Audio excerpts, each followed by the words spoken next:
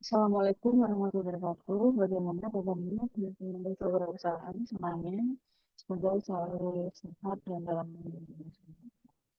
Oke, hari ini kita akan membahas terkait dengan konsep penting dalam strategi bisnis ya, yaitu go-to-market strategy. GTM sendiri adalah rencana menyeluruh untuk mengatur bagaimana sih suatu produk atau layanan itu diperkenalkan kepada pasar dengan cara yang tentunya efektif, efisien, dan juga berdampak. Ya, tanpa adanya GTM yang menentang gitu ya, produk yang inovatif sekalipun itu bisa gagal di pasar. Oleh sebab itu, GTM bukan hanya sekedar cara gimana cara menjual, tapi juga melibatkan pemahaman terkait dengan pelanggan, kompetitor, dan juga channel distribusinya. Ya. Oke, kemudian ini ada tujuan pembelajarannya ya. Dalam sesi ini kita akan fokus pada tiga tujuan utama. Yang pertama yaitu memahami komponen kunci dalam strategi JTM ya, termasuk kontak pasar, proporsi nilai, dan juga saluran distribusi. Kemudian yang kedua, mampu merancang data kanvas sebagai alat visual dan juga praktis untuk menyusun strategi pemasaran yang terpadu. Kemudian yang terakhir, untuk mengidentifikasi tantangan umum dalam BTM dan cara menghindarinya dengan pendekatan berbasis data dan juga eksperimental. Oke, next ini apa sih strategi GTM itu ya? Strategi GTM sendiri adalah rangka kerja terpadu yang menjelaskan bagaimana sebuah produk itu akan diluncurkan ke pasar. Nah, komponen GTM itu menjawab empat pertanyaan yang ada ya. Yang pertama, siapa target utama produk kalian ya? Kemudian yang kedua, apa nilai yang kalian tawarkan ya? Istilahnya seperti yang kemarin sempat saya bahas yaitu unique value proposition ya. Dan yang kedua, ketiga, bagaimana kalian menjual produk tersebut, produk atau jasa tersebut ya, atau sales model. Kemudian yang terakhir, melalui saluran apa kalian bisa menjangkau para pengguna atau customer kalian atau marketing channels. Nah, komponen BTM ini mencakup positioning message, positioning and messaging, kemudian strategi harga atau pricing, ada aktivitas distribusi, rencana promosi, dan mekanisme feedback pelanggan. Ya. Jadi bisa saya katakan bahwa GTM itu bukan sekedar kampanye pemasaran ya, tapi arsitektur yang strategis untuk masuk pasar secara terencana atau terstruktur. Ya. Nah, kemudian ini ada pemasaran versus penjualan. Jadi kalau kalian mungkin mikirnya awal, oh pemasaran sama penjualan itu sama, beda ya. Tolong dibedakan bahwa banyak startup gagal karena menyamakan antara pemasaran dengan penjualan. Padahal keduanya tuh saling melengkapi, gitu ya. Tidak sama tapi saling berkesinambungan. Jadi pemasaran tuh fokus gimana caranya membangun brand awareness ya. Sedangkan penjualan tuh fokus untuk menutup transaksi. Ya kalau udah jual, ya udah selesai. Ya. Kemudian kalau pemasaran menjangkau banyak calon pelanggan, kalau penjualan tuh hanya nge-share konversi jadi pembeli. Jadi nggak kamu membeli, udah eh, se -se sesimpel itu. Sedangkan pemasaran tuh aktivitasnya banyak ya. Ada branding, iklan, SEO, dan lain sebagainya. Kalau penjualan ya pitching dan juga follow up.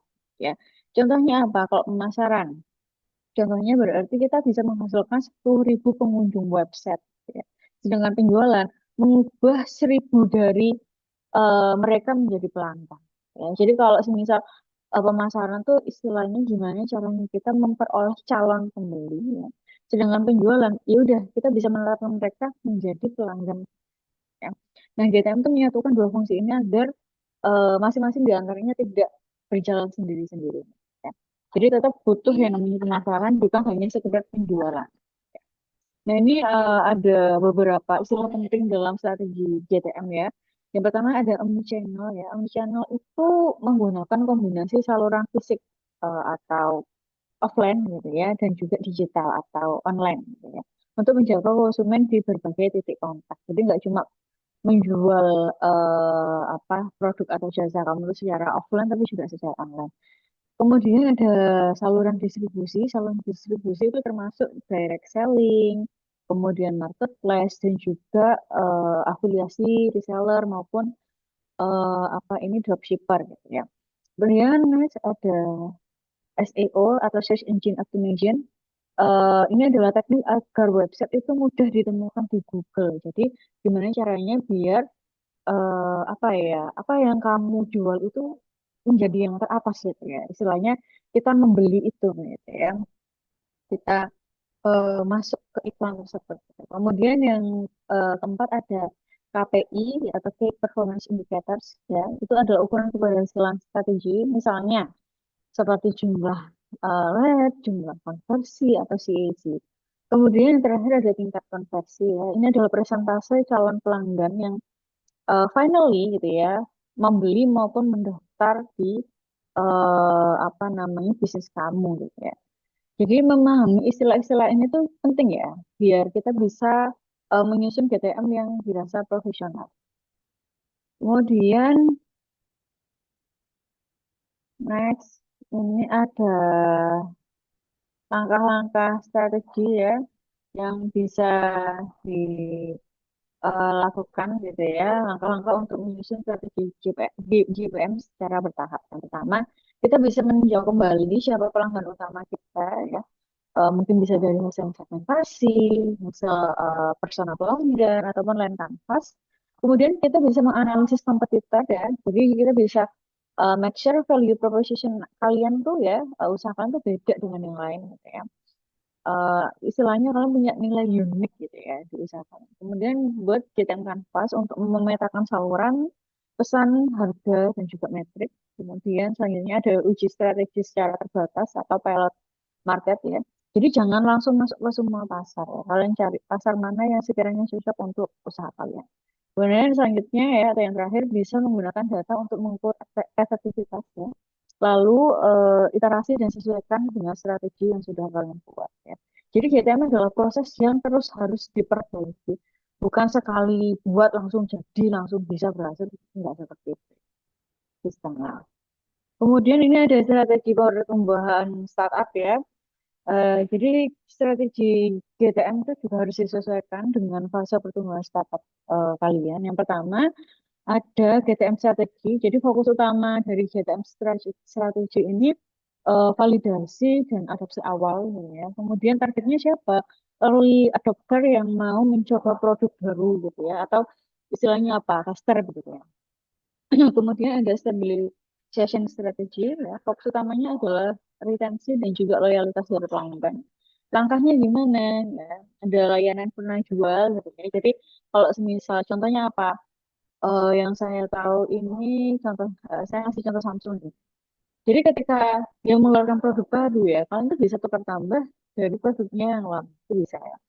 Jadi ada komunitas penggunanya juga bisa ya langkahnya. Kemudian yang terakhir ada growth strategy. Fokusnya adalah ekspansi dan peningkatan skala ya. Caranya gimana? Kita bisa masuk ke pasar baru, mengakuisisi pelanggan dan juga melakukan kolaborasi strategis ya. Kemudian next ada alat GTM Canvas ya. Jadi GTM Canvas itu alat visual yang bisa membantu kalian dalam menyusun strategi GTM secara sistematis. Nah, elemen yang ada di antaranya ada segmen pelanggan utama, kemudian ada nilai yang ditawarkan, ada channel komunikasi dan distribusi, ada strategi harga, ada aktivitas utama, ada tim yang bertanggung jawab ya. Jadi kalau kalian terdiri dari 3 orang dalam satu tim atau satu venture gitu ya, beda itu berarti ya jadi kalian menjadi siapa mungkin CEO, COO, owner dan sebagainya. Kemudian ada metrik kesuksesan atau KPI yang tadi saya sudah jelasin. Ya ini contohnya, contoh gambarnya. Jadi dengan GTM Canvas ini tim Anda bisa menyusun, kemudian mengevaluasi, serta memperbaiki strategi secara kolaboratif. Karena seperti yang sudah saya jelaskan sebelumnya, bahwa GTM ini nggak bisa kita buat langsung jadi gitu enggak. Jadi kita harus selalu mengevaluasi apa ya yang kurang, apa ya yang harus diperbaiki begitu ya. Oke, kemudian kenapa sih banyak startup yang gagal ya? Jadi kegagalan GTM ini seringkali disebabkan oleh asumsi yang ya dikatakan keliru loh. Contohnya apa? Ya, contohnya overconfidence ya. Jadi asal produk jadi, pelanggan pasti datang. Kata-kata itu yang harus kita ubah gitu ya.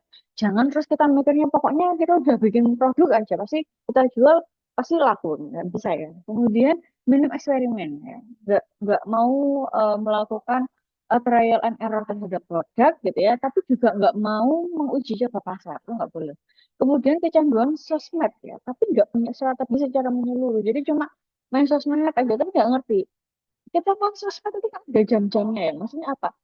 Jam ketika orang ramai pakai sosial media itu pas kapan? Nah, dirasa pas itu kemungkinan orang kan scroll tuh. Pas kapan? Oh berarti nanti pas makan siang jangan upload atau ngepost sesuatu ya terkait dengan usaha kalian. Pas jam-jam orang nggak pegang HP gitu ya. Contohnya apa? Pagi hari orang lagi sibuk-sibuknya gitu ya, sibuk kerja, kuliah, sekolah dan sebagainya. Jadi cari jam orang-orang senggang kayak mungkin jam makan siang ya, sore habis maghrib gitu ya. eh, Sampai sekitar jam 10 malam gitu. Orang senggang gitu ya. Kemudian budget marketing terlalu kecil, nah itu juga harus diperbaiki ya. Kemudian mengandalkan vanity metric ya, contohnya like, view ya. Jadi bukan terhadap konversi dan retensi ya. Jadi itu yang membuat orang cenderung, "Aduh, aku tak beli followers aja, ya, aku tak beli likers aja itu salah ya." Nah, solusinya gimana? GTM yang baik itu harus diuji dengan data nyata. Ya. Jadi harus diperbaiki berdasarkan feedback. Jadi ketika kita menjual sesuatu kan biasanya ada feedback dari orang-orang yang mereka ngasih ulasan apa, itu yang harus kita perbaiki. Kemudian next, oh sorry. Kemudian yang ini ya, yang harus kalian lakukan ya action plan-nya ya. Setelah mempelajari apa yang sudah saya jelaskan ini ya, langkah konkret yang bisa kalian lakukan adalah yang pertama, kalian bisa mengidentifikasi satu segmen pasar utama. Kemudian kalian tentuin ya, yang kedua, channel dan pesan utamanya apa. Kemudian yang ketiga, bangun data kanvas kalian ya. Jadi ini nanti bisa masuk ke modul 8, ini masuk ke milestone 3 ya. Ya, milestone 3. Kemudian kalian bisa melakukan uji coba pasar terbatas ya. Dengan melakukan wawancara dan sebagainya ya. Kemudian kalian bisa memantau KPI dan lakukan iterasi strategi. Jadi satu segmen yang berhasil lebih baik daripada 5 segmen yang gagal total. Ya, the conclusion is strategi GTM adalah bagian paling kritis dan juga dalam menentukan start. Jadi tanpa strategi masuk pasar yang kuat ya, produk hebat pun itu akan sulit ditemukan. Ya. Nah, dengan memahami pelanggan, menyusun pesan yang relevan, dan juga memilih channel distribusi yang tepat, eh, kalian tuh bisa meningkatkan potensi keberhasilan bisnis secara signifikan. Ya, itu yang bisa saya sampaikan. Jika ada pertanyaan atau diskusi, saya akan dengan senang hati menjawabnya. Ya, kalau saya cukup sekian. Terima kasih atas perhatiannya dan wassalamualaikum warahmatullahi wabarakatuh.